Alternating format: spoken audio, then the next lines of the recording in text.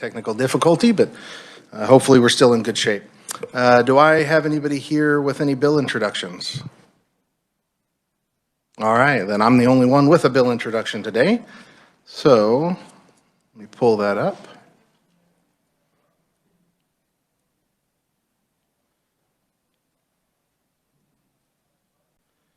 All right, and this is 22 RS 2631, and this concerns law enforcement getting or being able to obtain 10 hours of continuing ed credit for their service in the Kansas State Legislature.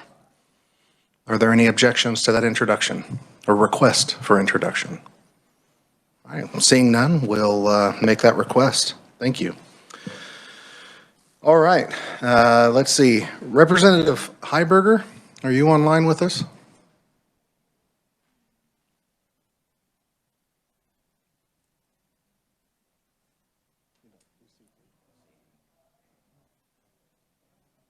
All right, then I'll go ahead. Representative Heiberger had sent me a request. I was going to let him fulfill that request, but in lieu of him being here, I will go ahead and take care of that. He wanted to reiterate his request to Deputy Chief Salcedo, who last week during the hearing had indicated he had some additional information to share and wanted just to make sure that he was aware of that and would still be getting that sent out since we haven't seen it. So that being the case, we'll have our committee assistant maybe reach out to the deputy chief and request that. Thank you. Moving on, we will open the bill hearing for House Bill 2471 and ask Natalie to give us an overview. Natalie.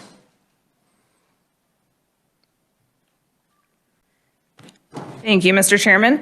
House Bill 2471 would prohibit the use of restraints during hearings under the revised Kansas Juvenile Justice Code, and it does authorize certain exceptions if the court holds a hearing and makes certain findings on the record. Section 1 would create a new section that provides that except as otherwise provided, restraints shall not be used on a juvenile during a hearing and shall be removed prior to the juvenile's court appearance. The court may authorize the use of restraints if the court holds a hearing and makes a finding on the record that such restraints are the least restrictive means available and are necessary to prevent physical harm to the juvenile or another person because of a well-founded belief that the juvenile is a substantial flight risk or because the juvenile has a recent history of disruptive behavior that has placed others at risk of substantial harm. If an officer of the court or the county or district attorney recommends the use of restraints on a juvenile, then notice shall be provided to the court and to the juvenile's attorney with the specific reasons for that recommendation. The court shall allow the juvenile's attorney to be heard before the court makes a ruling on the use of restraints. And if the court does order the use of restraints, the court shall make written findings of fact in support of that order and only use the least restrictive restraints necessary that would allow for the juvenile to have sufficient movement of their hands. The use of any restraints necessary for security and courtroom decorum shall properly account for the care, protection, and positive mental and physical development of the juvenile. A juvenile shall not be restrained to a wall, the floor, another juvenile, or furniture during a hearing under any circumstances. Section 2 of the bill amends KSA 382302. That's the definition section for the revised Kansas Juvenile Justice Code. The definition of hearing and restraints are added to the code for use with this section. And then Section 3 amends KSA 382353. That's the statute in the code that requires hearings under the code to be open unless the court determines otherwise. And that section is amended to remove the definition of a hearing now that we're adding it to the general definition section. And I can take any questions. Committee, any questions for Natalie? All right, not seeing any. Thank you, Natalie. We will then move into the proponent testimony and welcome Mike Frunkert with the campaign director with Kansas Appleseed. Mike, welcome to the committee. Mr. Chairman, I had tried to have my hand up. Oh, I'm sorry. I looked for hands. What do you got? And this is not, if I could, I want to just make this statement before people hear or start testifying, because maybe they can address the concern I have with this issue, which is only, could we not leave this up to the judge's discretion, because this will slow every hearing down and we're already backed up. So if maybe the proponents could address that question, I just wanted to get that in before we started. Thank you, Representative. Go ahead, Mike. Thank you, Chairman Owens and members of the committee. My name is Mike Fonkert. I am the campaign director with Kansas Appleseed Center for Law and Justice, and we come here today supporting House Bill 2471. I will try and remember to get to the representative's question at some point during my testimony, but first I wanted to offer special thanks to the Joint Committee on Corrections and Juvenile Justice Oversight, as this bill comes from them and their recommendations. So we appreciate that committee taking up this issue and ultimately deciding to recommend this legislation to address it. House Bill 2471 would put Kansas in community with 32 other states and the District of Columbia that already have laws limiting the practice of restraining youth in courts. And all of those states currently navigate those laws without adverse public safety outcomes. And so this is, from our perspective, very common sense legislation that gets us in line with the majority of states that have recognized the need to provide, at the very least, the presumption that kids would not be restrained in court. And so, as the revisor covered, this law does allow exceptions if the court finds that for any circumstances as laid out in the law that a child is deemed necessary to be restrained, flight risk, danger, disruptive behavior, then they can be restrained using the least restrictive means necessary. And so it's not a total prohibition. It just sets up the presumption that children, under most circumstances, would not be restrained in the courtroom. To address the question that was put forth, this is already a relatively rare happening. The norm is that children aren't restrained in court, but what we don't have is a set rule across the entire state about how we navigate that issue. Currently, each court has its own rules. Some courts have a rule that says they don't restrain kids in court, much like this law does. Other courts don't have that rule. It becomes the discretion of the officer that leads a child into the courtroom or some other individual in the process. And this bill, the substance is based on an assessment of the juvenile defense system that happened in 2020 that found, even though it is rare, it is used more than is necessary, and it found that there were many, many instances where kids were shackled without any clear need to be shackled or any pushback from anyone in the courtroom. And so obviously the negatives there, shackling can be humiliating, stigmatizing, create bias against the alleged juvenile offender, and kids are more susceptible to that emotional trauma than adults. And noteworthy, the Supreme Court has established a clear presumption against adult shackling in courtrooms, but in Kansas, kids don't enjoy that same protection. So just asking for your support of this bill, thanking the Joint Committee for bringing it, and urging that you will pass this favorably out of committee. And with that, I'll stand for questions at the appropriate time. Thank you, Mike. Looks like we have a question from Representative Carmichael. Thank you, Mr. Chairman. Mr. Fonkert, you indicated that this is rare, but there have been some instances. How many instances over what period of time? Yeah, thank you, Representative Carmichael. Again, Mike Fonkert, Kansas Appleseed. So we don't have exact numbers. Can't provide exact numbers how many kids over any specific time, because this is not a data point that is tracked in any meaningful way. The reason that we know this is a problem comes from that 2020 assessment, where courtroom observation, folks were actually sitting in courtrooms and observing them. Their report indicated, I think it was over 20, I'd have to go back to the report, young people that they saw during their observations that were shackled without any discussion in the court about whether it was necessary in any way. And so that really highlighted the problem that's happening in Kansas. And I know the Joint Committee looked at that report as well and took up this legislation as a result. So while it is rare in one sense, it's happening too often in another sense. And this bill would allow us to create laws that get us in line with 33 other states in terms of handling that issue. Mr. Chairman, if I might have a follow-up or two. Sure. Thank you. I'm not terribly impressed with what 33 other states do or don't do. I'm really worried about here in Kansas. In these 20 anecdotal reports that you have, Mr. Fonkert, were those juveniles represented by counsel, an attorney, to stand up for their rights, to say, Judge, my client doesn't need to be shackled? They were.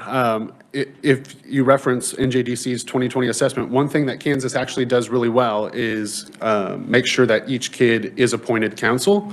But what they found is that oftentimes those counsel are not sufficiently trained, experienced, and don't necessarily have the most up-to-date resources or knowledge on the juvenile justice code. And so I can't detail what happened in all 21 of those. I'd have to look back to their assessment to dive deeper into what they say on that. But yes, there were attorneys present, and that's part of the deal. Part of the problem from our perspective is that those attorneys should have been asking the questions about whether those children needed to be restrained or not, and those questions were not asked.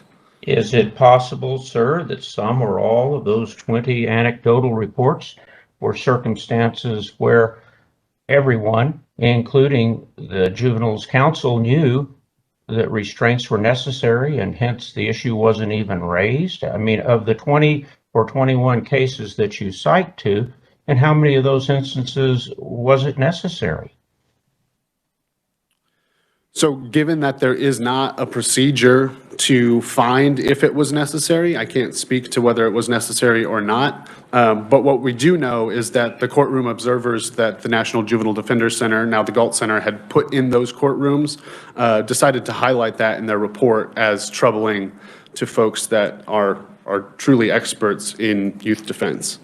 And finally, Mr. Chairman, with your permission, my final question is, Mr. Fonkert, you said that somebody somewhere else, whether it was, I don't know, the people bringing the juvenile to the courtroom or somebody else made the decision that a juvenile should be restrained in the courtroom. I thought that was the judge's job. I've never known of a judge who allowed something like that to go on in their courtroom without the judge agreeing and exercising his or her discretion to say it was necessary. Don't judges have the authority now to order that juveniles not be restrained in their courtroom? So currently, I do believe that judges would have that discretion. What this law would do is create a rule that makes it the same in all of our youth courtrooms across the state, so that each time a child came into the courtroom, if any member of the court deemed it necessary to have the hearing regarding restraints, they could do that. Thank you, Mr. Chairman. Certainly. Representative Heiberger. Thank you, Mr. Chair. Mr. Fonkert, in the report that you cited and the 20 incidences where shackling was observed, did the observers indicate any of those incidents where shackling appeared to be necessary? Thank you for the question. Representative, again, Mike Fonkert, Kansas Appleseed. No, to my knowledge, they did not indicate that it appeared to be necessary. In fact, that is why it was highlighted in the assessment, to my knowledge. All right, thank you. Committee, any additional questions? All right, seeing none, thank you, Mike. We will now hear from Aileen Berquist with the American Civil Liberties Union of Kansas. Welcome to the committee. Thank you, sir. Certainly. Eileen Berquist, for the record, ACLU of Kansas. I will make this brief since I believe you've heard in detail from our colleagues at Appleseed. The ACLU of Kansas supports the passage of the proposed bill prohibiting the unjustified shackling of juveniles appearing before Kansas courts. Shackling children causes physical and emotional damage while creating bias against them in court, infringing upon their rights by undermining their presumption of innocence. Beyond the injustice and harm shackling and restraints cause, unlimited and automatic shackling is patently unnecessary. This bill provides a simple mechanism for using restraints only when absolutely necessary and only after the juvenile has been given an opportunity to be heard. These aren't just good policies, they are consistent with basic notions of fairness and due process. Finally, this bill is not controversial. It was brought by our own JJOC, for which we are very grateful. And of course, there's 32 other states that Mike Funkert referenced. Additionally, the National Council of Juvenile and Family Court Judges has noted that shackling of children infringes upon the presumption of innocence, undermines confidence in the fairness of our justice system, interferes with the right to a fair trial, and can limit the child's ability to engage in the court process. This bill is a necessary and just change to our current code. There's no reason for Kansas courts to automatically shackle and restrain children appearing before them, so this would end this practice. Thank you for the opportunity to speak here today. Thank you, Eileen. Committee, questions? All right, not seeing any. Thank you. Chairman, I'm sorry I was slow getting my hand up. I apologize. Go ahead, Representative Carmichael. Thank you. Ms. Berquist, you made reference to a policy of automatically shackling children in courtrooms. In what judicial districts of Kansas is that an automatic policy? Our understanding is that until there is something like this on the books, there is no process by which council can see if this is the right decision or not. So this is simply putting a process on the books so that they can make a decision based on the situation at hand. Mr. Chairman, with your leave, sir, my question was, in what judicial districts is this the automatic policy? I would have to defer to the Galt Center's review of this, but I'm happy to get back to you with that information. I'm sorry, the what center is it? The Galt Center, it's the National Juvenile Defender Center. They're the ones who did the Kansas assessment on this. Okay, and did they find that that was in fact an automatic policy in any judicial district of Kansas? I would have to get back to you on that, sir. Okay, I'm disappointed that the proponents of this bill didn't know the answer to that question before they offered the bill. Thank you, Mr. Chair. Thank you, Representative. I would like to clarify that this Right bill ahead. was not brought by the ACLU of Kansas. It was brought by the Juvenile Justice Oversight Committee. Understood. Very well. Thank you, My Eileen. observation is still the same, Mr. Chairman. Thank you. Thank you. All right, we will now be pleased to hear from Christina Gilbert, or I believe her representee from the Galt Center might be online with us. Yes, I am here. Good afternoon. I hope you can hear me. I can. Would you share your name and your title, please? Yes, thank you so much. Thank you so much, committee members, representatives. My name is Mary Ann Scally. I'm the Executive Director of the National Juvenile Defender Center, now known as the Galt Center. We conducted the process of the assessment that has been spoken about by our colleagues, both from the ACLU and Appleseed in Kansas. And if you will indulge, I would not mind responding to several of Representative Carmichael's questions, since a number of our pieces of testimony were covered in the prior two pieces of testimony. Sure, go right ahead.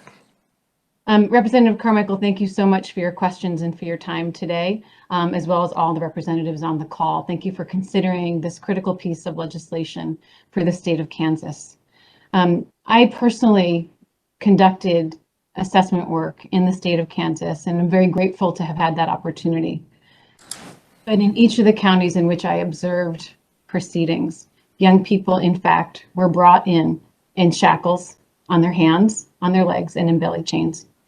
Your Honor, the extent to which this occurred was so common that after observing one court proceeding and asking several people about the process of shackling, some decision makers were not aware that the shackles had been on the children. That's how common the experience was. The question that we posed was it automatic? And one of the people we were talking with said, we don't have shackles in our courtroom. And we had just been in the courtroom together. We all experienced the same moment together. In fact, in one of the proceedings that I witnessed, 3 young people were brought in shackled together, were sat in the front of the courtroom together, and remained shackled together through each other's proceedings the entire time. So as this committee considers this critical legislation, I ask you to consider what it would be like for your child to be shackled to other children, witnessing their proceedings, thinking about the imposition of guilt rather than innocence as deliberators are thinking about who these young people are and the decisions before them. In addition, I ask you to consider being the parent of a child brought into the courtroom in shackles. We witnessed parents watching their children brought into the courtroom, chained together, and the devastation on their faces seeing their child brought in an orange jumpsuit with chains around them. I know you've heard testimony from the other speakers about the impact of shackling, and it is a devastating impact in terms of psychological harm, in terms of one's self-identity, and especially as we consider the impact on young people. I ask you, members, please to consider that in Deck v. Missouri in 2005, our very own Supreme Court said that shackling was actually so prejudicial, it would not be allowed automatically for adults, and yet today we allow this to occur to our children. So I'm happy to talk about any questions you might have. I'm happy to give the formal testimony. I know you have our written testimony before you, and I am here at your will. Thank you. Thank you very much. Thank you. Representative Smith. Thank you, Mr. Chair. Thank you for your testimony, Ms. Scally. Given the reasons for why we can and can't detain juveniles in Kansas now, do you recall the nature of the charges that these juveniles were facing at the time that you observed them? So it was a range, really a broad range. The young people that were in the court before us were facing, any number of things. I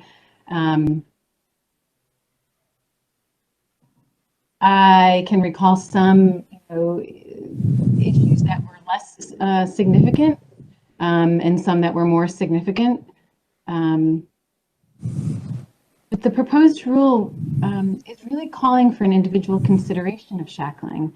It's asking for decision makers to have the opportunity when they believe, it is in the interest of the court to use shackles, that it be made available. But it's asking that it not be automatic, so that young people wouldn't automatically appear in shackles.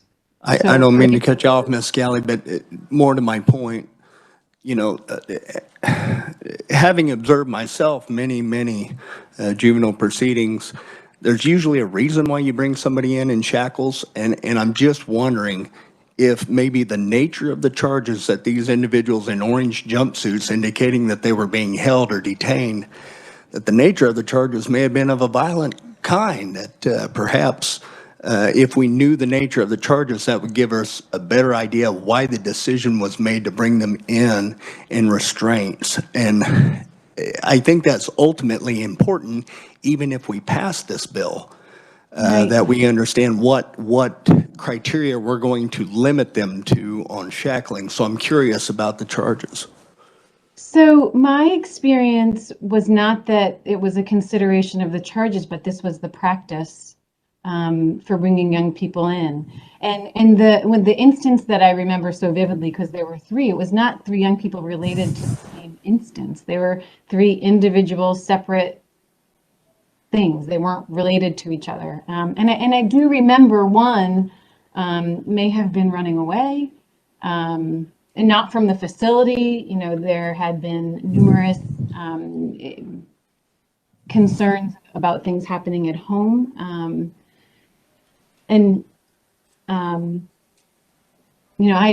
I visited courtrooms in a few different places. And it didn't seem to be that there was a decision being made.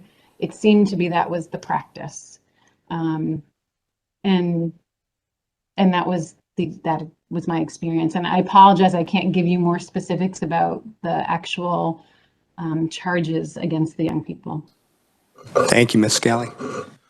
Thank you. Representative Howerton. Thank you, Mr. Chair. Thank you for your testimony so far. I just would like a definition of shackling. What exactly is shackling? Is it handcuffs? Is it the feet? It's all three. So it's leg irons, belly chains, and handcuffs. So, and a follow-up. So when you saw these teens, they were all three? So they were brought into the courtroom in all three. Their hands, I believe, were released. The leg irons remained throughout the proceeding with each other. Okay, thank you. And just on a personal note, I'm a mom of 4, and if my children ever end up in a court proceeding where they have been arrested, I expect to see them in shackles. That's the way my mind has it. So I don't know that it would be devastating. It would be just as devastating to see them in court as opposed to in shackles. I don't know that that would make a difference in a parent's mind. So. Thank you. Natalie, you want to share the definition of shackling that we have in the bill? Sure. Thank you, Mr. Chairman.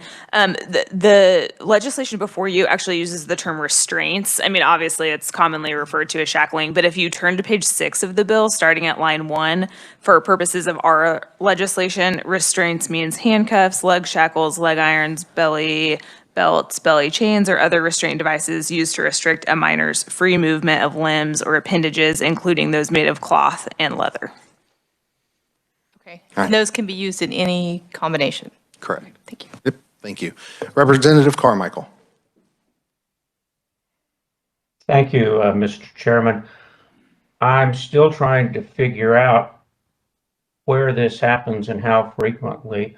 I wondered if our conferee could share with us what judicial district it was where this image of 3 juveniles in joint restraints sticks out so clearly in her mind. Where did that happen?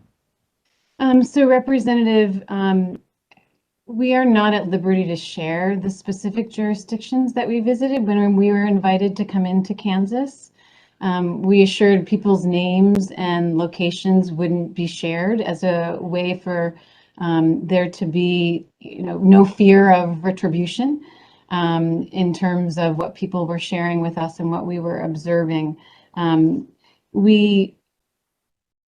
I did visit more than one jurisdiction and did see regular shackling in more than one jurisdiction. I do apologize for not being able to share that location with you. I wish that I could. It's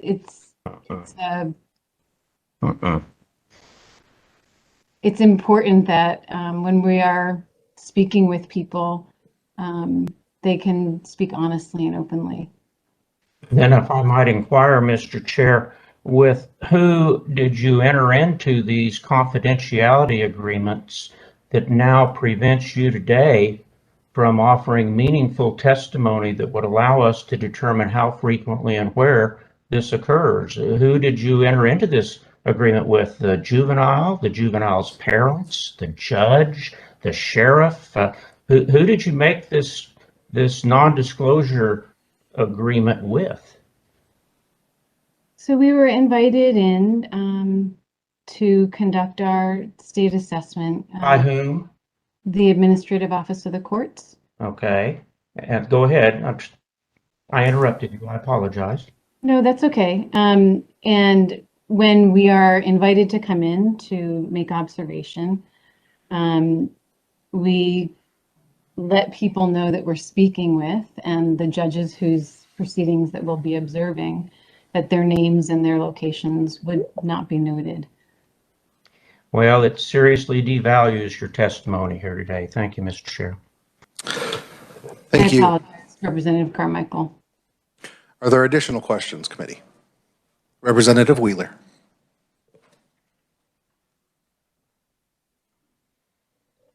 Thank you, Mr. Chair, and you may not allow this but I have a story to tell about something that I observed in the District Court of Finney County, Kansas, that concerns this subject. And it has nothing to do with any of the proponents or opponents or anything. But there was a day that I was sitting in juvenile court as the prosecutor, and a young juvenile was brought into the court by the bailiff, who was a deputy sheriff, commonly known to fall asleep in the proceedings. If he had been shackled, they had been removed prior to coming into the courtroom. During his proceeding, that boy jumped up, ran from his lawyer in the desk, out of the courtroom, up the stairs, and out of the Finney County Law Enforcement Center, only to have been captured 4 blocks away. Not by the deputy sheriff, the bailiff, but by another person who had been sitting in that courtroom.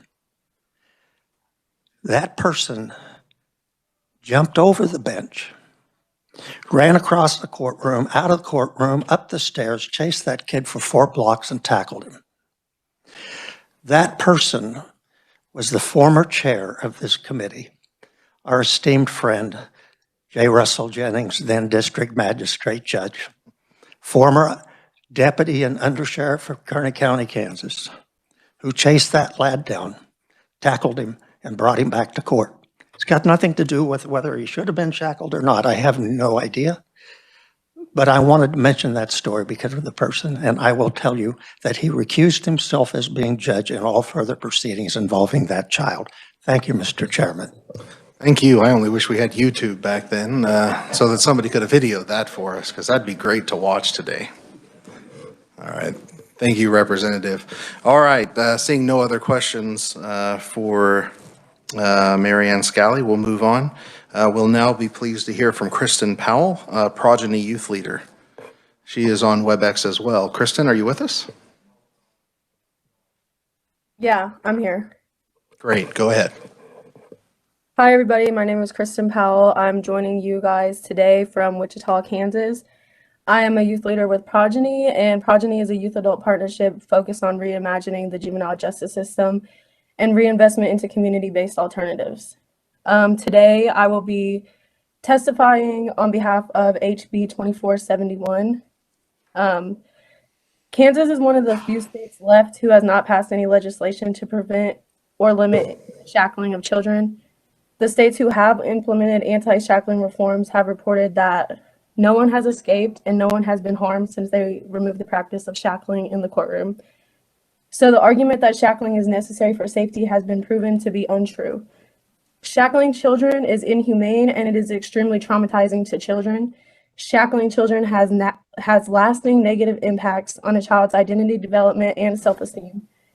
Youth who have behavioral and mental health needs are overly represented in the juvenile justice system, and these are the youth who are most vulnerable to the lasting negative impacts of shackling. I wanted to remind everyone in this room that the youngest a child can be incarcerated in the state of Kansas is 10 years old. So that means that children as young as 10 years old are being shackled with arm cuffs, leg irons, or cuffs, as well as belly chains. And I say all that to give you the mental picture of what it is that we are saying it is okay to do to our children in this inhumane way. Youth are shackled before they are transported to the court hearings, and they remain shackled for the transportation to the hearing, the waiting period in their cell, the time they meet with their attorney before the hearings, and during the duration of the hearing, and then again during the waiting time in their cell after the hearing, and then during the transport back to the detention facility. This is hours where children are chained up with these arm and leg cuffs and belly chains. The same process occurs for when children are transported to medical appointments outside of the facility that they are housed in, and for children who are held on no-run orders or various other non-criminal acts. Shackling children in Kansas has become so natural that people don't even question it. This should not be someone's response to a child being shackled. As a young person who has experienced the juvenile justice system, I can say that myself and so many of my peers have experienced the trauma of being shackled for court hearings and for doctor's appointments, and I still remember what it felt like to be cuffed and chained up by staff members and to have cuts on my arms and my ankles from sitting for hours with metal cuffs pushing into my skin.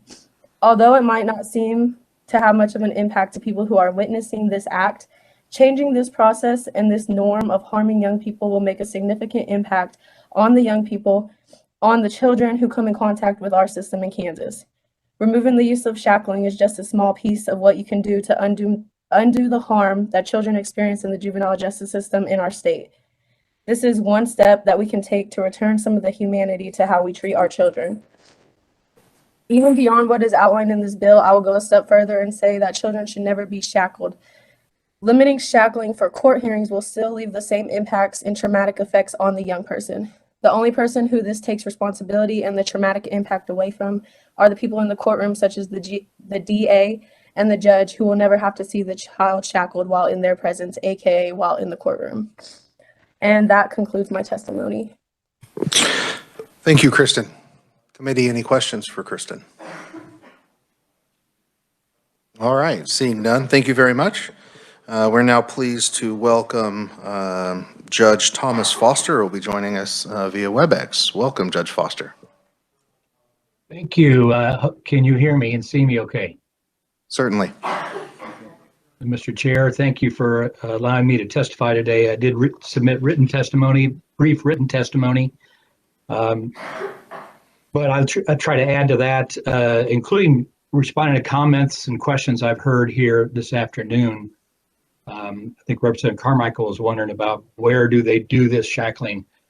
I have to admit that when I moved into juvenile justice offender docket in Johnson County in about 2013, it was automatic that everybody in the courtroom was shackled. Every kid that came to the courtroom was shackled. It was the practice of the way they were transported from juvenile corrections about a mile down the street to the courthouse, up to the courtroom, and brought in shackles.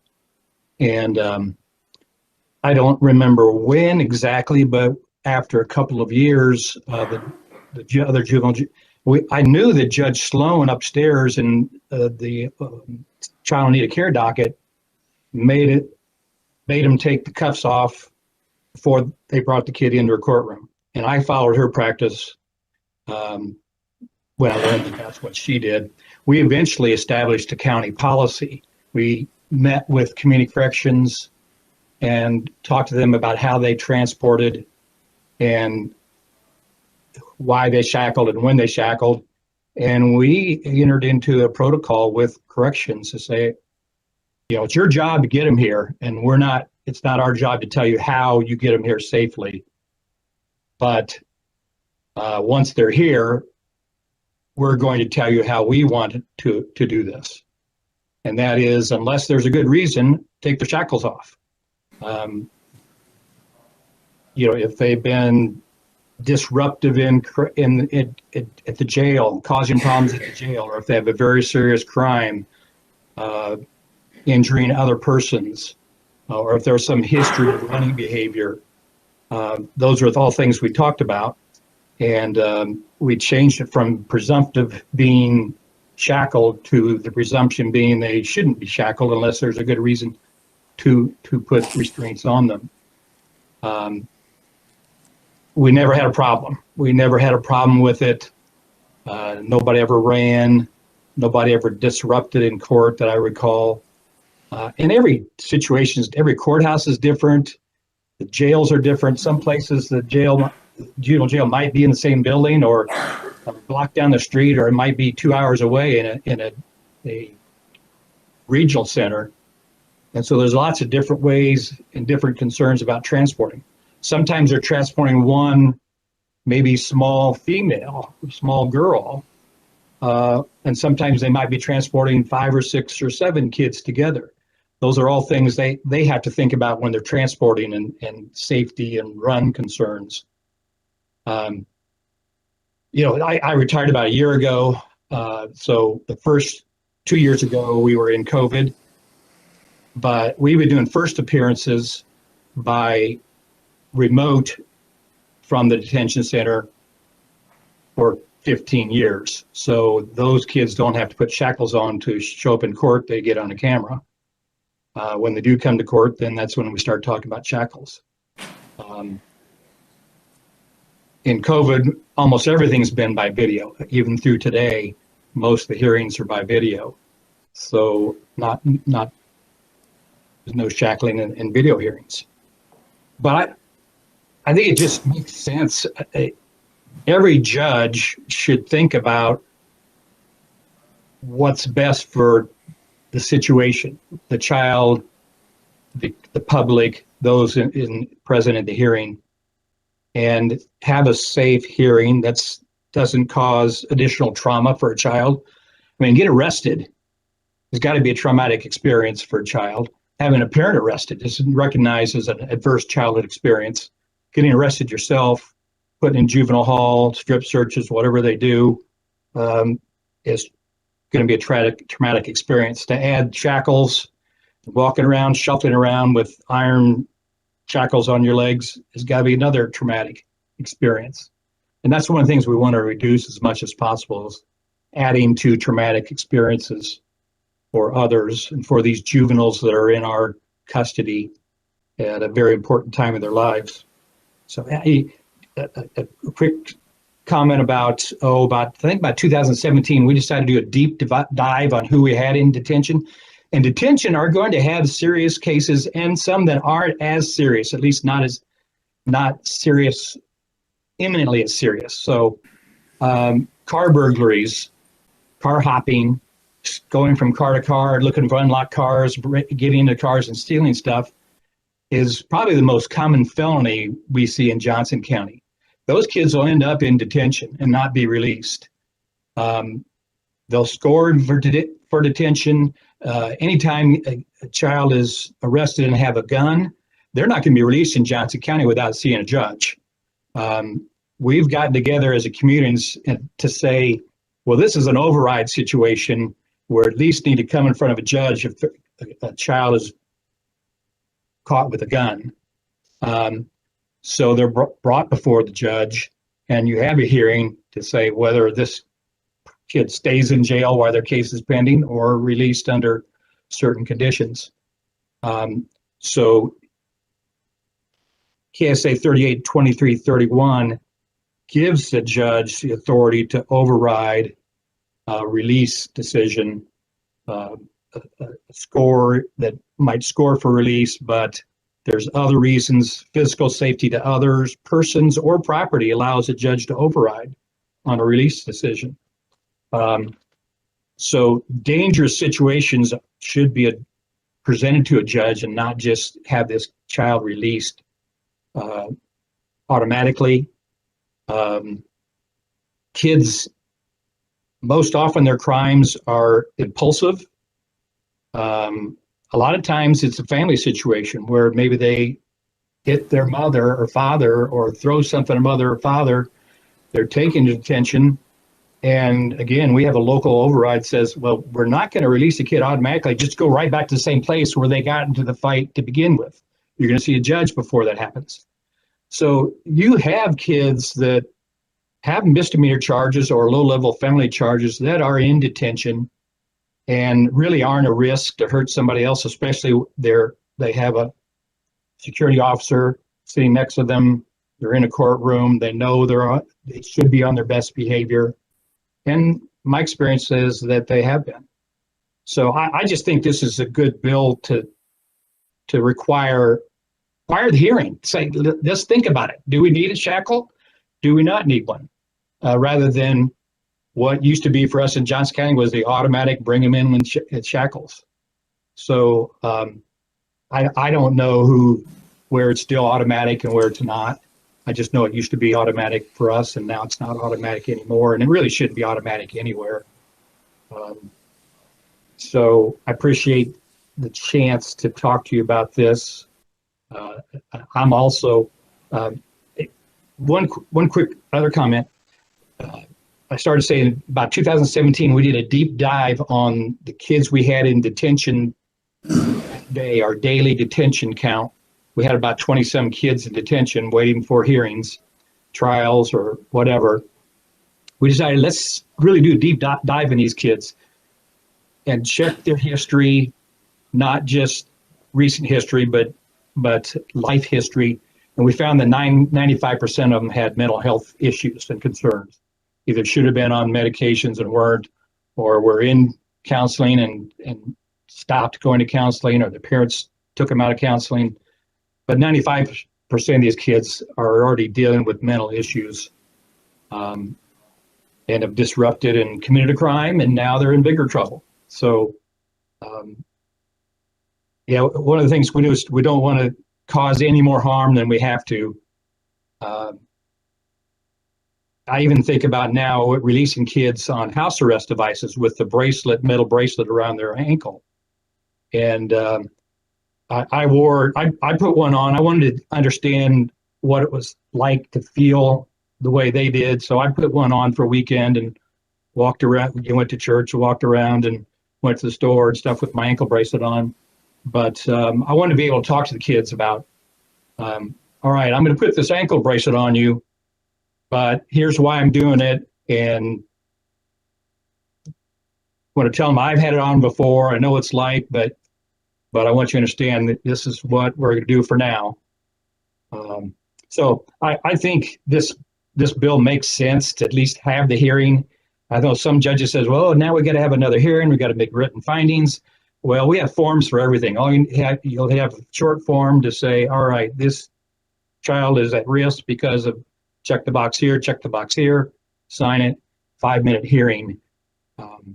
So I think it's a good bill. I think it makes sense. I think it's good for kids, good for the public, provides a safety outlet for the public as well. So thanks for your time. I appreciate it. I'm willing to answer any questions.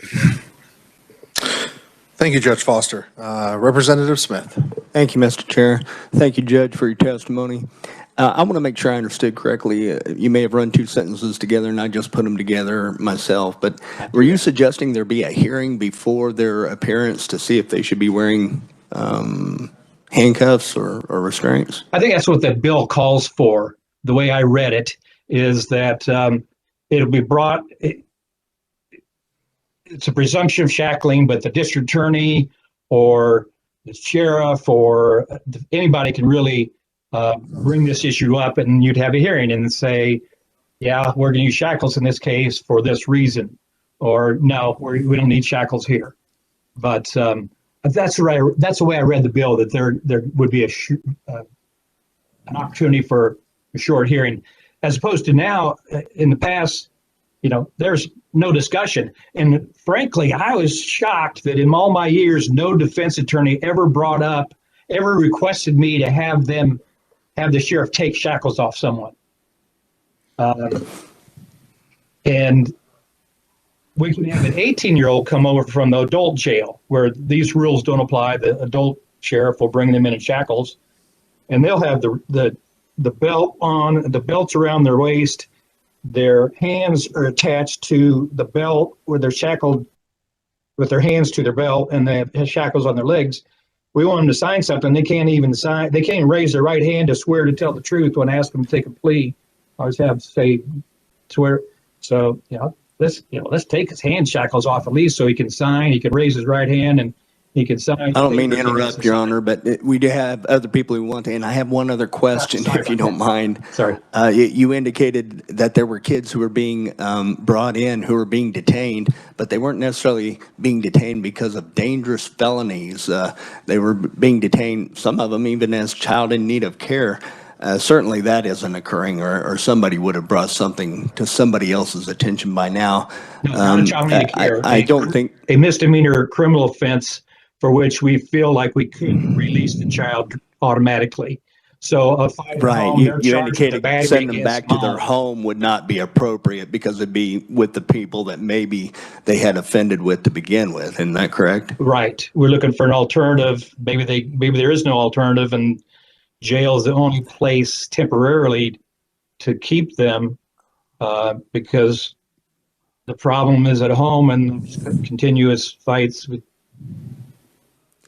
I'm from a much smaller jurisdiction, Your Honor, but it seems to me that our judge staff and our prosecutor is pretty quick on that one. If we try to get them locked down and they don't have it's simply as, well, we don't have any place else to put them, so why don't we go ahead and put them in detention? I'm just curious what jurisdictions might be practicing that, and that in and of itself should be dealt with. I understand, though, that you have a lot of experience with this, and I respect that. I'm sure there are instances where it is being misused. I'm curious about some of the practices and that the fact that you haven't heard a defense attorney ask why their client is being shackled. I've heard it several times in my jurisdiction. Can he have these removed or she have these removed? And unless there's a good reason, they are removed. So Yeah.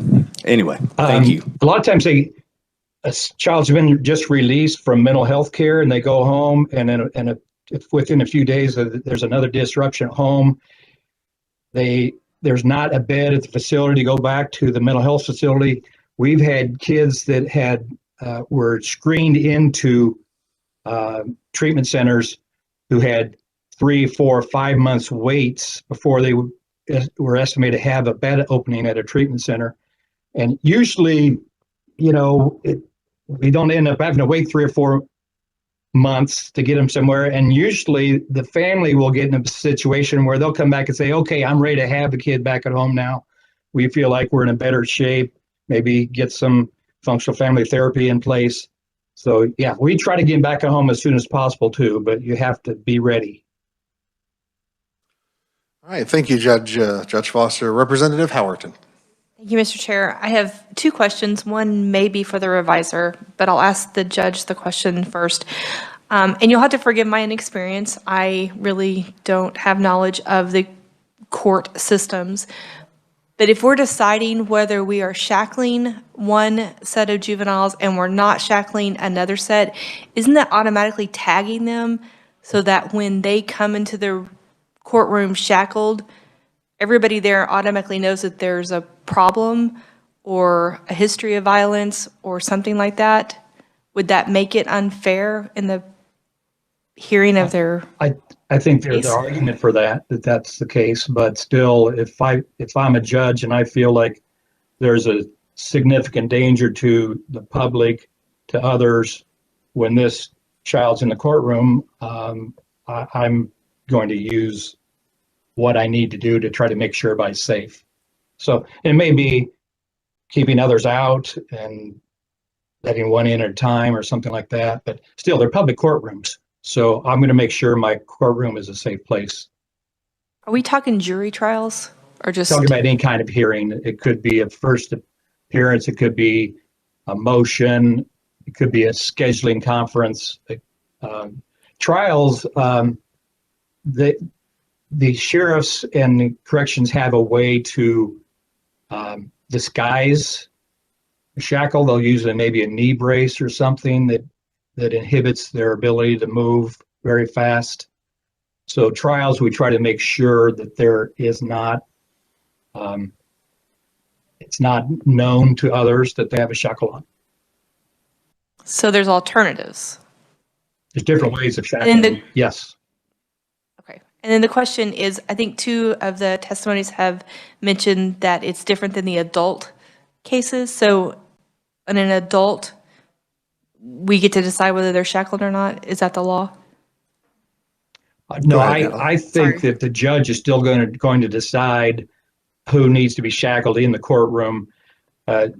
Generally, we leave it up to the transporting authority, whether it's the sheriff or community corrections, how they are safely transporting a person from the jail to the courtroom. Once in the courtroom, it's the judge's prerogative to decide how to keep the courtroom safe and whether to use shackles or not. And I've seen in Johnson County still, I mean, if there's a big docket where we're doing more and more remotely, but it used to be in person all the time, and you might have 15, 20 people come together and then, 8 or 10 of them are shackled together. And so it's going to take a long time to unshackle each one. So a lot of times the judge will just leave them in shackles, but it's certainly, I think it's that judge's discretion whether to do so or not while they're in the courtroom. All right.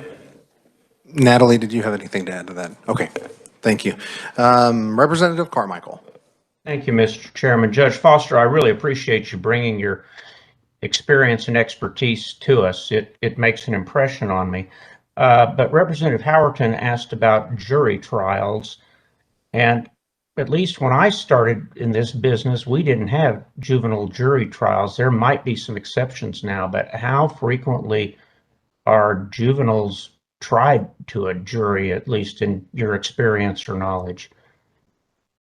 Well, there is a statutory right, and they do have a right to jury trial now.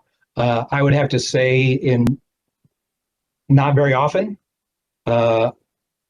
I might have 6 or 7 in 1 year, maybe up to 8 or 9, which, for the number of cases, which probably 1,000 cases is not very many.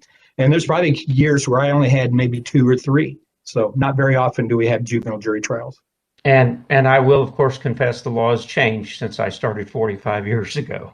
But when there is a juvenile jury trial, I presume we don't bring the child out in an orange jumpsuit. We do our best to make sure that the appearance of the child still cloaks him or her in the presumption of innocence. Is that a fair presumption? That's correct. They can wear their own clothes. They'll put a knee brace on them instead of these metal shackles on their ankles. And so they'll put a knee brace that's covered up by their clothes, and you can't even tell that they're in custody. The community corrections, they'll wear plain clothes, so they're just like any other person in the public. Thank you, Judge. Thank you, Mr. Chair. All right, thank you. Any other questions for Judge Foster? All right, thank you very much. Your Honor, Thank you. All right. Mr. Chairman? Oh, yeah, sorry. Thank you, Representative Heiberger. Yeah, Mr. Chairman, with your permission, may I go back to Ms. Scully for a question? With your permission? Yeah, if she is still on, that would be fine. Yep. Mr. Chair. Go right ahead, Representative Heiberger. Thank you, Mr. Chair. Ms. Scully, in the jurisdictions that you've worked with that have adopted policies like this, have you seen any evidence one way or the other about whether decreasing the use of shackles increases absconding or violent incidents in courtrooms? Thank you for the question, Representative Heiberger. In the jurisdictions in which these reforms have taken place, there's actually clear evidence that there haven't been an increase in absconding from the courtroom. We actually just conducted an analysis talking to 29 of the 34 states that engaged in shackling reform, and that the findings were that the presumption against shackling doesn't increase safety risks in the courtroom, and that in fact children's demeanors in the court and their interactions with the judges improves when they're not shackled. We have some data from about 6 jurisdictions where we looked at, large numbers of young people, and there was no evidence of compromised safety for young people or court after the end of automatic shackling. One very large jurisdiction is Miami. Although looking at over 25,000 children appearing in the court, they said that they, had a couple of instances, literally, they said they had 3 instances of youth potentially acting out over the 12 years, but no instances of safety compromised. Thank you. Thank you for the question. Thank you, Mr. Chair. With your permission, one quick revised question. Sure. Natalie, this bill would apply to just hearings and not transfer. Is that correct? Is that direct? Mr. Chairman, Representative Heiberger, yes, this bill would just apply to hearings that are happening in the court proceedings. Thank you. All right, thank you. Committee, I would submit for your reading. We have 4 pieces of written proponent testimony. Those include from Jessica Fireman on behalf of the Juvenile Law Center, Jennifer Ashford, District Magistrate Judge in the 10th Judicial District, Allison Clements, Director of Advocacy for the National Juvenile Justice Network, and Jenna Butler, Deputy Director, Justice Action Network. So we'll now move into neutral testimony, and we will welcome Greg Smith from the Johnson County Sheriff's Office. Welcome to committee, Greg. Good afternoon, Mr. Chairman. I'm Greg Smith, Special Deputy for Government Affairs for Johnson County Sheriff's Office. You've got my testimony, so I'm not going to really go through that. I'll highlight a couple of things that we're concerned about, and that's practical application of what this bill proposes. Deputy sheriffs are charged with security, keeping security in a courtroom. Two big pieces in this bill concern us. One, in order to have one of these hearings, a motion can only be made by an officer of the court. We're not officers of the court. Deputy sheriffs don't fall under that legal definition. So there's no way for us to get that information to a judge, particularly if we've done the transport or our juvenile detention centers done the transport, whereas the policy is now, they might be able to say, hey, judge, on the way over here, this problem occurred. Now it has to be a formal motion by an officer of the court. It kind of hampers how things are run. And then secondly, the bill's absolutely silent on if this juvenile can't be restrained, does that mean we can't take action in the court if something happens? Now, common sense would say, yeah, we can carry out our duty and do something about it, but in today's environment, we'd like some clarification on whether or not that's allowed or not.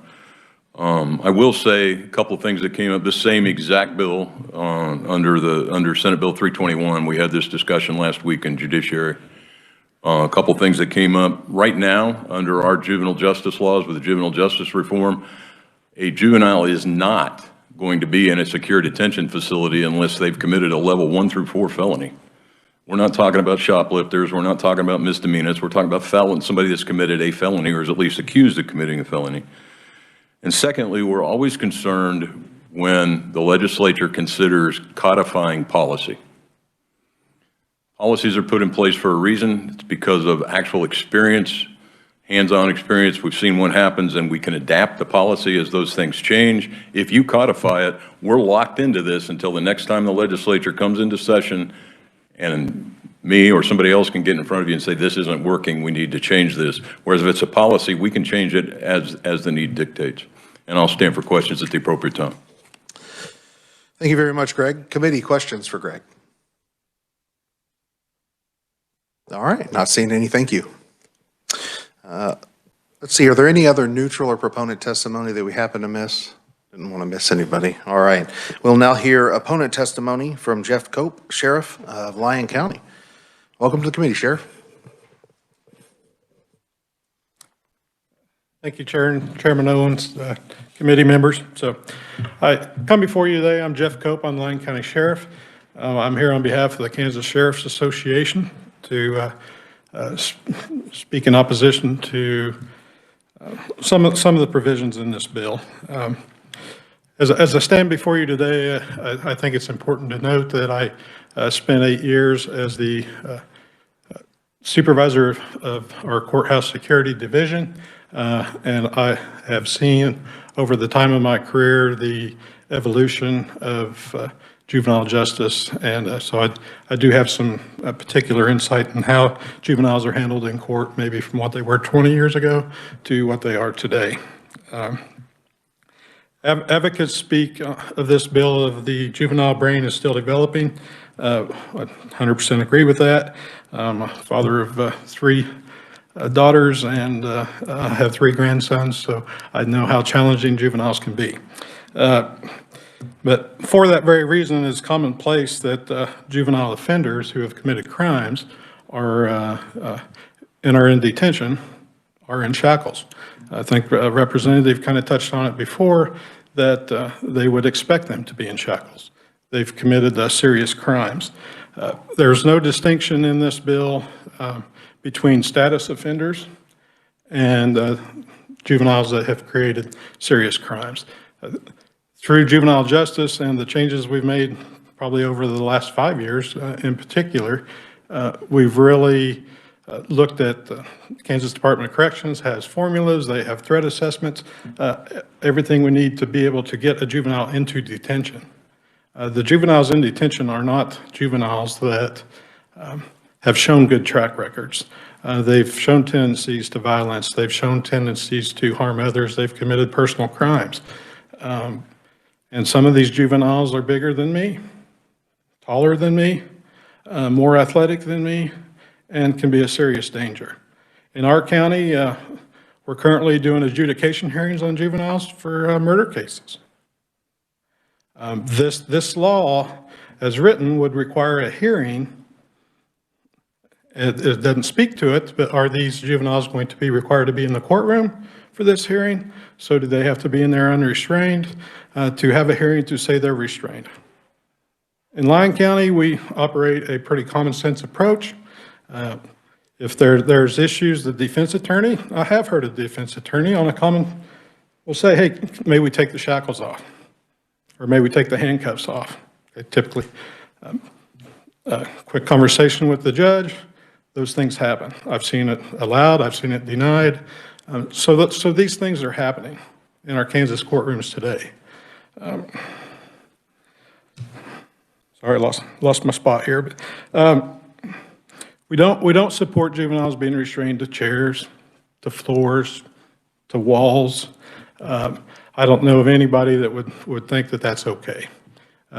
We do not support that, so we are in agreement on that. But I've had the privilege of working in a up-to-date courthouse. It's 20 years old now, but that courthouse was designed with safety in mind for both the people in custody and for the general public. The courthouse is designed with a tunnel that runs from the Lyon County Jail over into the courthouse, and inmates are brought up elevators and dumped specifically into the courtroom. They have no contact with the outside public. The only time they may see anybody else is in that courtroom. Because of juvenile justice reform and sight and sound separation, we are not allowed to utilize those safety techniques for juvenile offenders. So when we do have a juvenile offender come into the Lyon County Courthouse that is in custody, they have to be brought through the front entrance where general public comes, up public elevators, down public hallways, into the courtroom. So these laws and these applications have consequences. They have good intentions. We all want what's best for our kids, but they also have consequences in application. And so that's what we're concerned about with this law. So I'll also ask, anytime we look at any of this stuff, don't forget about the impact on the victims.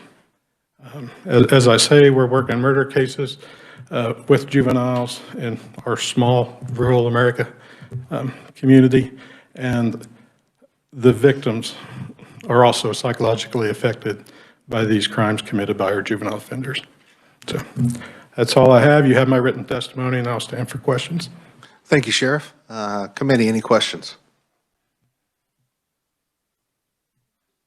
Representative Howerton. So it sounds to me like there's nothing hindering a judge from removing shackles right now?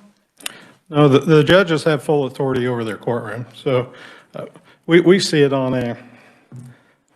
well, it's the rare instance that we have juveniles in custody when they come in with the way things are today. But in adult courts, the same way.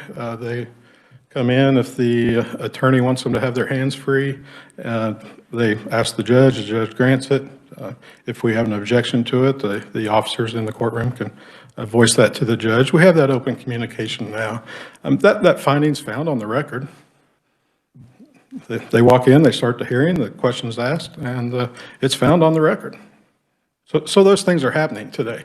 A lot of the stuff that's spoken to today, I just have not seen it.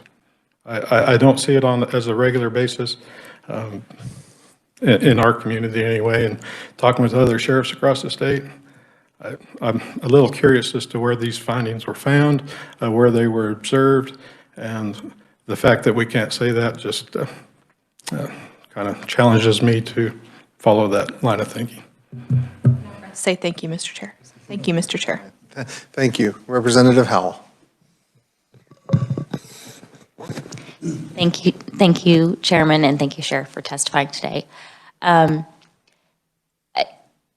a general rule, could you speak to if let's say one of our proponents today, one of these organizations or any kind of organization that had a concern, let's say within your county or any of the counties in Kansas, if they observed something that they felt like was not good policy, and they felt like it did appear that there was policy that was too restrictive on juveniles or whatever, or treating them with disrespect, if those organizations came to the sheriff's department or any other law enforcement agency, would they be given,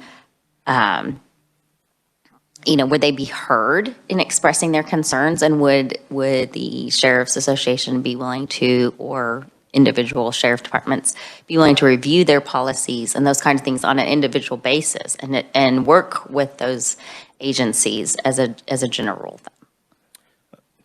That's a very good question. I will speak in general. As Kansas sheriffs, we're elected by the constituents in our communities. We're very attuned to the needs of each community, and we want to serve the people of our community. So I would be shocked if any sheriff in the state of Kansas refused a constituent to listen to a concern, a better idea to make our community safer for everyone. So you're all represented, or you're all elected in this room as well. I think you understand that, and as sheriffs, we take that very seriously. Just one other follow-up question. I would also assume that any organization that had concerns and attempted to address their concern with the sheriff's department or any other law enforcement or even a court, if they felt they were not heard and a resolution did not take place, they would, of course, be free to go to the local media and discuss their concerns. Would you say that would be accurate? Yeah, I believe that happens maybe more frequently than not these days, but I will stand by that. The people at the local jurisdictions are fully aware of what the needs are of their communities. We're elected to represent the people of our communities, and we take that very, very seriously. Thank you very much, and thank you, Chairman. Sure. Representative Smith. Thank you, Mr. Chair. Sheriff, on the representative's questions, it seems to me that you could go to the law enforcement agency that's in charge of that, but I think if you didn't get resolution there, and in fact, maybe initially what you should do is go to the district court and ask what their policy is on that, and if they're actually aware that this is occurring on a too frequent basis.